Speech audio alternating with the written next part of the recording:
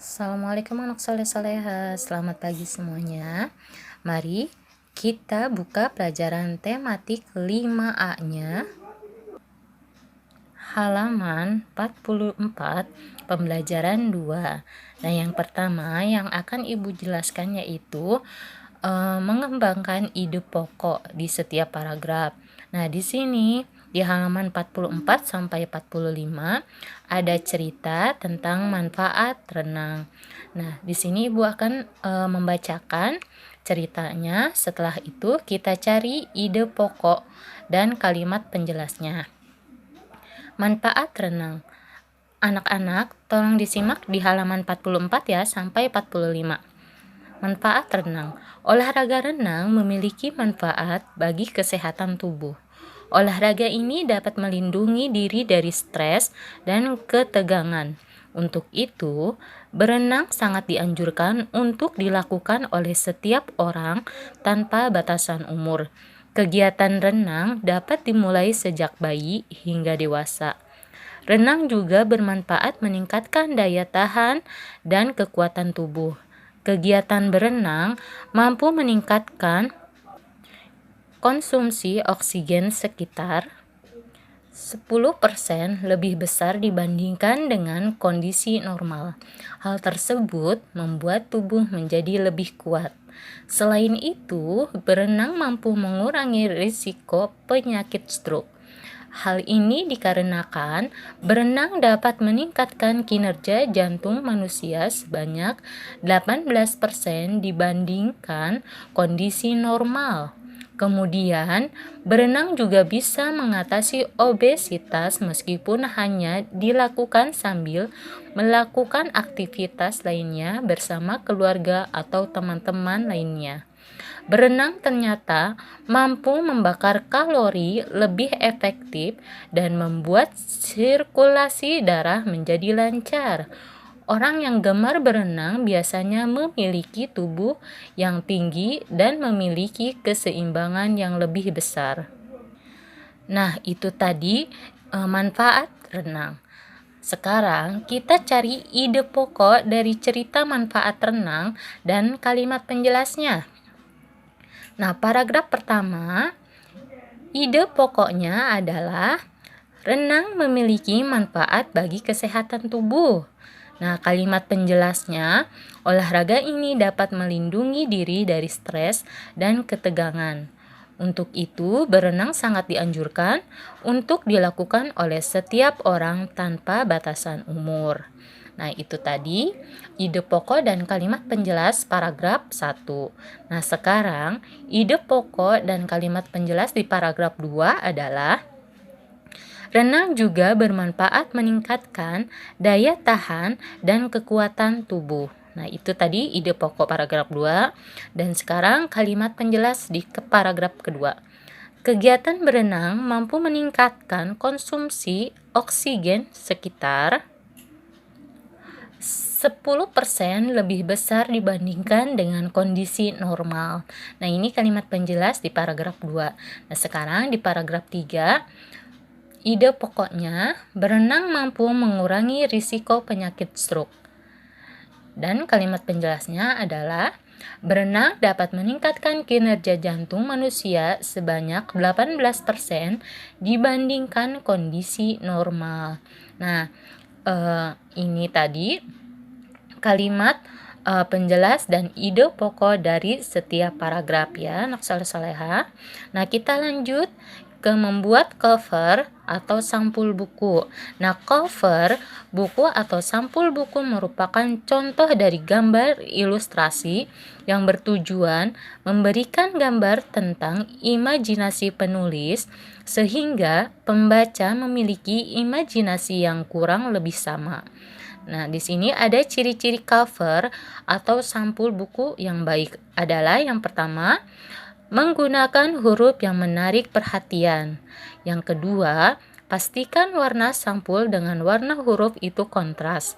Yang ketiga, gunakan gambar yang menarik dan betul-betul merupakan cerminan dari cerita yang terdapat dalam buku. Yang keempat, menyertakan sinopsis pada sampul belakang. Dan yang kelima, ada judul, pengarang, dan nama penerbit. Nah, ini tadi cara membuat cover atau sampul buku. Nah, seperti ini contoh cover buku atau sampul buku yang menarik. Jadi, harus bisa membuat cover buku dan sampul buku yang menarik agar menarik atau banyak peminatnya ya anak soleh-soleha.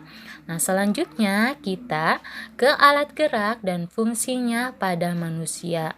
Nah, di sini ada berbagai macam alat gerak dan fungsinya pada manusia. Ada tengkorak, ada tulang bahu, tulang dada. Oke, kita lanjut ya anak soleh-soleha menjelaskan alat gerak dan fungsinya pada manusia di halaman 46. Nah, apa yang terjadi jika kita mempunyai rangka tubuh? Nah, di sini ada bagian-bagian rangka yang ada di dalam tubuh kita ya. Kita harus mengenal terlebih dahulu. Yang pertama ada tengkorak, tulang bahu, tulang dada, tulang anggota gerak atas, tulang anggota gerak bawah, tulang panggul, tulang belakang, dan jenis tulang berdasarkan zat penyusunnya. Nah, anak soleh-soleha, perhatikan dan simak baik-baik ya, supaya kita mengetahui fungsinya. Ya, simak baik-baik alat gerak dan fungsinya pada manusia di halaman 46 dan 47. Oke, kita lanjut. Setelah memahami rangka tubuh kita, mari kita amati bersama susunan rangka tubuh manusia berikut dengan seksama. Pahami dan kemudian cobalah untuk mengingat nama-nama tulangnya. Nah, di sini Ibu akan menjelaskan nama tulang dan fungsinya. Nanti anak-anak tulis ya sambil mendengarkan. Oke, yang pertama, tulang gerak atas. Nama tulangnya ada tulang lengan atas. Nah, tulang lengan atas ini fungsinya adalah kekuatan perekatan. Yang kedua, tulang pengumpil. Fungsinya tempat menempelnya otot lengan. Yang ketiga, tulang hasta. Tulang hasta fungsinya untuk rotasi tangan. Yang keempat, tulang pergelangan tangan fungsinya sebagai alat gerak tangan. Yang kelima, tulang telapak tangan fungsinya sebagai alat gerak.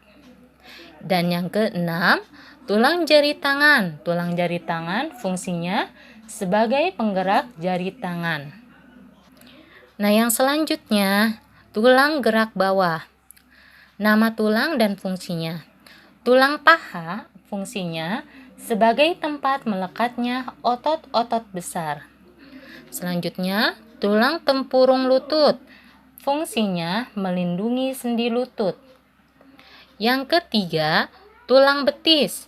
Fungsinya memberi kekuatan otot pada saat berjalan atau berlari. Yang keempat, tulang kering. Tulang kering fungsinya menstabilkan tubuh pada saat berdiri. Yang kelima, tulang pergelangan kaki. Fungsinya menggerakkan kaki kita ketika berjalan. Yang keenam, tulang telapak kaki. Nah, tulang telapak kaki untuk menopang berat tubuh. Dan yang terakhir, tulang jari kaki. Fungsinya membantu tubuh saat berjalan, berlari, ataupun berdiri. Nah, itu tadi fungsi nama tulang dan fungsi dari tulang gerak atas dan tulang gerak bawah. Dan selanjutnya, fungsi rangka tulang kita adalah untuk memberi bentuk pada tubuh. Yang kedua, menegakkan tubuh. Yang ketiga, melindungi organ tubuh yang penting. Yang keempat, tempat pembentukan sel darah. Dan yang kelima, alat gerak pasif.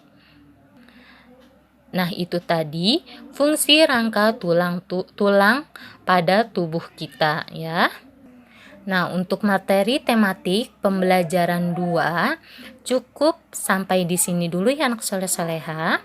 Jika masih ada yang belum dipahami, bisa ditanyakan. Oke, sebelum itu nanti kalian coba isi Ayo Berlatih di halaman 50, isi nomor 1 dan nomor 2 di buku paket tematik. Oke, cukup sekian pembelajaran dan penjelasan dari Ibu Guru.